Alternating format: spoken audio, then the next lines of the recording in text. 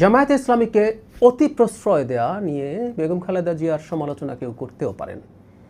বিশেষ করে 2008 সালের পর থেকে যখন বিএনপির সাথে জামাত থাকা নিয়ে ন্যারেটিভ তৈরি করা হচ্ছিল যে একটা ধর্মভিত্তিক উগ্রবাদী দল বিএনপির সাথে আছে, সুতরাং বিএনপিকে ক্ষমতায় আসতে দেওয়া যাবে না।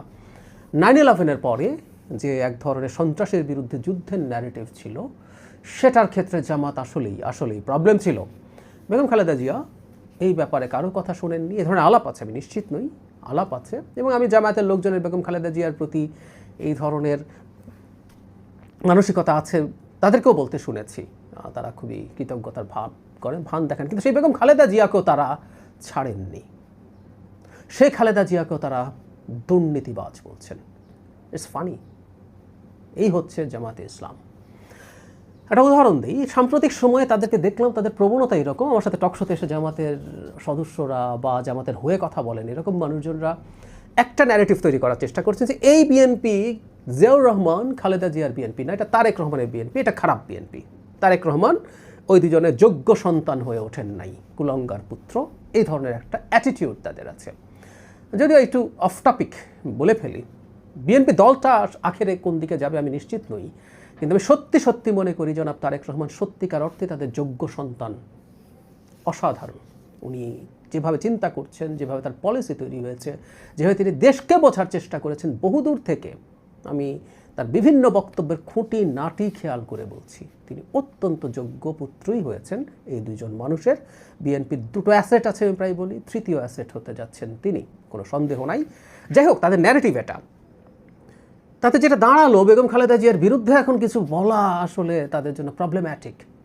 কারণ বেগম খালেদা জিয়া মৃত্যুর সময় যে উচ্চতায় পৌঁছে গেছেন মানুষের কাছে, এটা রিস্কি।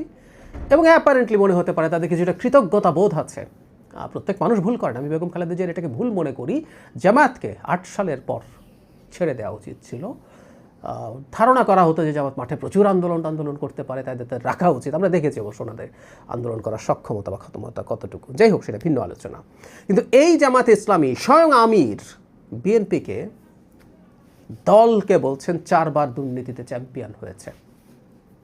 দল, এগুলো আমরা সমালোচনা করেছি, দল চ্যাম্পিয়ন হয় না, যদি হয় সরকার। এবং এই চ্যাম্পিয়ন কথাটার মধ্যেও কত বাজে মানসিকতা আছে, ভুল মানসিকতা আছে, সত্য লোকানো আছে, মোনাফেকি আছে।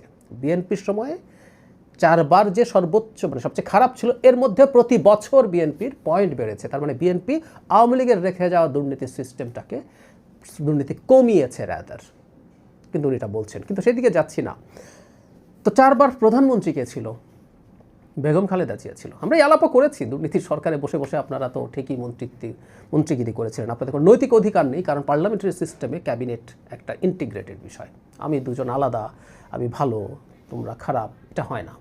কিন্তু এই সরকারকে দায়ী করার মাধ্যমে আদতে বাংলাদেশকে তার মানে দুর্নীতিতে চ্যাম্পিয়ন বানিয়েছেন বেগম খালেদা জিয়া। যত লুটপাট হয়েছে সে সময় যতটুকু হয়েছে সব খালেদা জিয়ার নেতৃত্বে হয়েছে। সো খালেদা জিয়া আদতে একজন দুর্নীতিবাজ মানুষ। এই কথা কিন্তু তার স্বার্থের প্রয়োজনে বলে ফেলছে। ন্যূনতম সৌজন্য তারা রাখেননি যে তারা খালেদা জিয়াকে ছাড় দিবেন। শুধু তাই কি, জিয়াউর রহমানকেও কি ছেড়েছেন? যে জিয়াউর রহমানের জন্য জামাতে ইসলামের রাজনীতি আবার এসে দাঁড়াতে পেরেছে, ও তো নিষিদ্ধ ছিল, জিয়াউর রহমান ক্ষমতায় এসে তাদেরকে রাজনীতিতে এনেছেন। সেই জিয়াউর রহমানকে মুক্তিযুদ্ধের ঘোষক পজিশন থেকে সরানোর জন্য অলি আহমেদকে আনেন এবং আমির স্বয়ং সেটার পক্ষে কথা বলেন।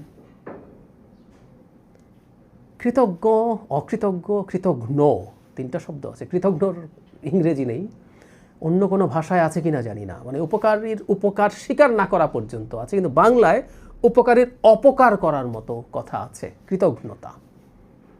বিএনপির প্রতি, খালেদা জিয়ার প্রতি, জিয়াউর রহমানের প্রতি এই ধরনের কৃতজ্ঞতা দেখাচ্ছে। এটাই জামায়াতে ইসলামী। যদিও দলটার নামের সাথে একটা ইসলামী আছে, ওটুকুই আছে, এবং ওটা ব্যবহার করেই তারা এসব করছে।